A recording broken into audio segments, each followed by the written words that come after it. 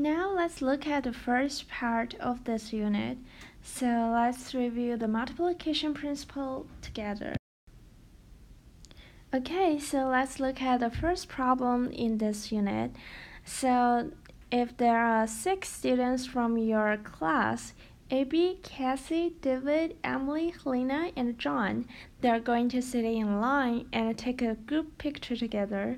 So in how many ways can they be arranged in a straight line? I suggest you to pause the video for about half a minute to think it through, and then I will tell you how to solve this problem. Okay, I suppose you already think it through, so now we are going to solve this problem together, but before that, I'm going to help you to review the multiplication principle now. Do you still remember the multiplication principle of counting? So it basically means if a task consists of a sequence of choices in which there are P selections for the first choice, the Q selections for the second choice, R selections for the third choice, and so on. So the task of making the selections can be done in P times Q times R in such number of different ways. So back into our problem, if there are 6 students from your class, Abby, Cassie, David, Emily, Helena, and John, so that means here we have 6 people together. And they are going to sit in a line, which means there are 6 chairs in a line.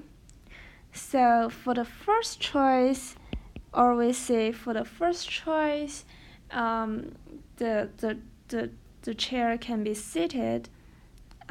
We have 6 possible selections. You can select Abby, you can select Cassie, David, whatever. So here we have 6 selections for the first one.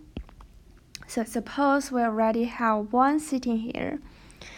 And for the second choice, so here, how many selections do you have? Yeah, you only have 5 selections because there is 1 student sitting in the first chair, so he or she cannot sit in the next or the third or the other chairs.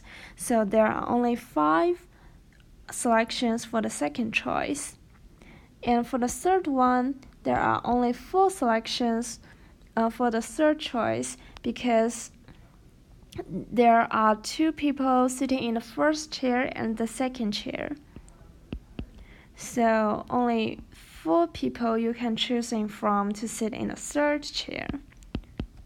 So that's the same for the first choice. You have 3 selections, and you have 2 selections for the fifth. You have only 1 selection for the last one. So according to the multiplication principle, there are totally 6 times 5 times 4 times 3 times 2 times 1, which equals to 720. Did you get that right?